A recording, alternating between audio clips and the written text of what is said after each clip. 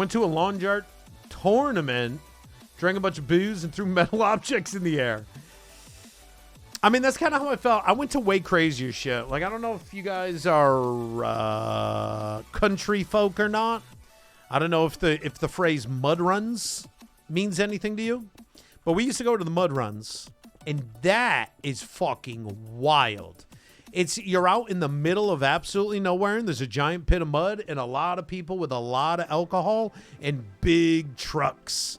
And it's just who can get the most drunk and then drive their truck through that pit of mud. But it gets crazy because you get some drunk assholes like, oh, and they're like belly flopping into the mud pit. And then some dude's like revving up his truck like, I can get it through. Just got a hammer down, boys. And then, it's wild. Like that. I think that's more dangerous than lawn darts is what I'm getting at.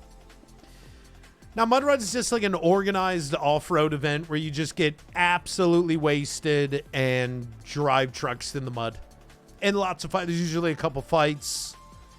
There's usually people from Red Bull giving free Red Bull, right? That was always a benefit. Oh, and I remember my roommate. We were going to the Mud Runs when I lived in that house where we got sued for $250,000. Long story. You don't want to hear it. It's boring. We didn't have to pay $250,000. TLDR. My roommate, a bunch of friends went to the Mud Runs. And it was at a time where one of the shitty beer companies had a gimmick where they were selling like mini kegs. It was like a 12-pack maybe or a case of beer, but it came in a keg, a little mini keg with a tap and everything. I remember my roommate, we're all wasted, everybody standing around the giant mud pit, and he just fucking throws it up in the air like that. I think it was Heineken, yeah. Throws it up in the air like that, lands right in the middle of the pit, and everybody just silent looking at him. And then the guy on the speaker's like, you're going to have to go get that. And so he jumps in, belly flop, like, and gets the can and holds it up like everybody's going to cheer. Nobody, dead silent. Like, bro, get the fuck out of the mid pit. We're trying to run trucks here. And then a fight would break out. And then you get more drunk, and then we would all go back to my house, piss in the middle of the road, which would eventually be in the lawsuit from the neighbors. That was annoying, too. When they sued us for that, they put pissing in the street in the lawsuit, but I never pissed in the street. They were suing me. My homie pissed in the street. That wasn't me, though. You can't sue me because someone else peed in the street. Why they sued us? No, I mean, they, I would absolutely not have wanted me as neighbors back then. We were maximum tier wild. Maximum tier wild. We're pissing in the streets, man.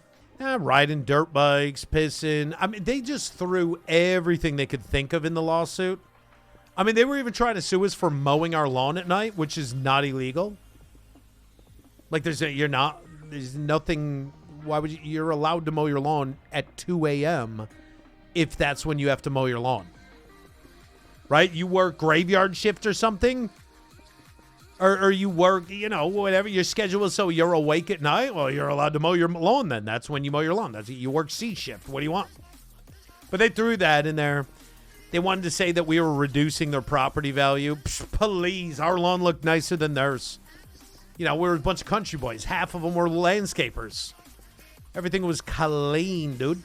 No, you can't. Yes, you can. At least where I live, we literally went through this. I went through this in the legal system, and I'm telling you, yes, you can. It was determined in our battles. A lot of people don't know the law. It's like the one time they sent like 5 cop cars, a bunch of ambulance, and the big fire truck with the ladder on it. They sent the full-on ladder truck, bro. The full fucking ladder truck to our house. Because we had a burn pit like this big. We were cooking hot dogs. We were fucking cooking hot dogs on an open fire. They sent the whole goddamn squad. And I'm going around the whole squad going, is this illegal? Nobody could tell me. Nobody knew if I was actually allowed. I'm like, this is so weird, man. Meanwhile, I have a job and I'm a full-time student and I'm being sued for $250,000 and the cops are at my house. Every single day. Not a single day went by where the cops didn't come to the house. Yeah, we were well aware the neighbors hated us. But I think if I was my neighbor then, I would have too. You know? Where I live in PA, we can't do any outside noise that's loud after 10. Well, yeah, we have that too. There's noise ordinance. Of course. I can't go play music in my backyard at 10 p.m. But you have to maintain your lawn. County ordinance, you have to maintain your lawn. And if you work and can only mow your lawn at night, well, that's when you mow your lawn. I mean, your neighbors are going to be upset, but you don't have a choice. The county will start, like, suing you or fining you. What was some of the other shit they had in there? Oh, yeah, they wanted us to pay their, like, psychiatric bills. Like, they claimed they had to go to shrinks because of us, and they wanted us to pay for, like, their shrink bills. Did we have to prove it? No. Well, no, I don't even know what that was about. We weren't mowing our lawn at night. We were probably just riding lawnmowers at night. We were never mowing our lawn at night. We were probably just riding lawnmowers around at night. But that's when it get, because when you're living in a battle like this, you find yourself honing in on what is actually legal and not legal. Can I ride this lawnmower around my lawn at 2 a.m.? Is there a law against that? And we end up finding all this shit out because the cops were at our house every single day, and we would have to say, like, is there a law being broken? Like, what is the violation?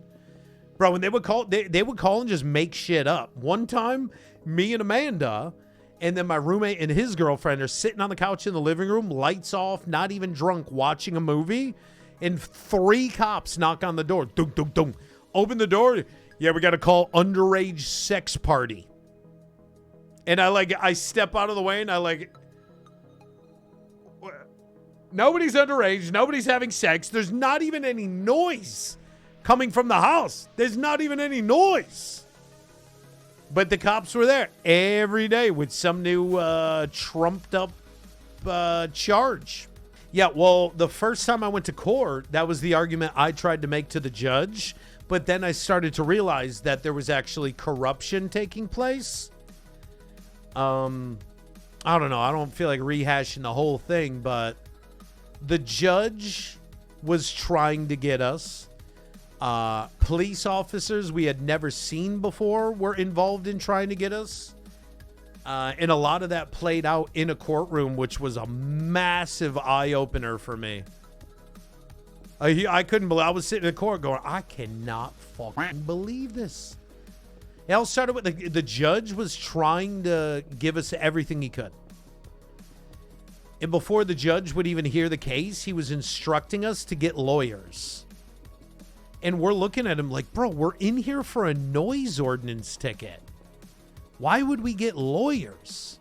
And the judge was just adamant. No, I really think we should not hear this case without you guys having lawyers. They were trying to drain us. They were literally, I had a judge and police trying to drain our money. And eventually in the courtroom, the judge agreed to hear the trial without fucking lawyers for a noise ordinance ticket. And it ended up giving us like an $80 fine. That's it. And then me and my roommate leave the courthouse like, what was all that shit about getting a lawyer? And then he gave us $80 tickets. And then you realize, you're like, oh my God, they're literally trying to fuck us. They're actually trying to fuck us. And then at that same court date, that's how I got on this topic. I told you guys I was trying to explain the judge that we are not the bad ones. We were being harassed. And then the judge is like, oh, we have a police officer here. And then a plainclothes police officer is in court to like testify against us during a noise ordinance ticket. And it was a cop that had never even been to our house. Scary shit, man. Fucking scary shit, dude. Oh, we did have a lawyer at that point. No, not at that point. Afterwards, well, they weren't suing us yet. When that part was going down,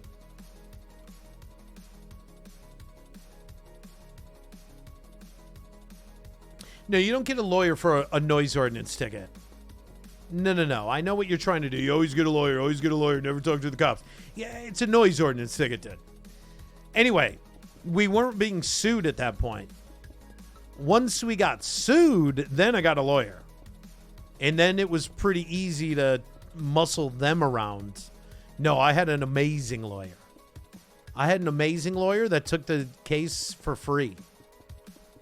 Well, I think, no shit, we ended up paying him, I think it was like $11 or something the lawyer did it for. The lawyer thought it was completely frivolous, absurd. Now, it wasn't my father, the lawyer, but it was my father's lawyer for the corporation. I had a big corporate lawyer representing me. They did not expect that. They knew we were students. They were trying to hit us for a couple $100 to break us. And then I show up with like this big, high-powered, known corporate lawyer, and their lawyer, the people suing us, changed their tone really fucking quick. Really quick, because the lawyer I ended up with instantly went to them with threatening to countersue. I forget all the shit he was saying, but my lawyer went to the lawyer and said, I'm doing their case free, and we're countersuing. And then immediately their lawyer was like, whoa, we could settle this another way.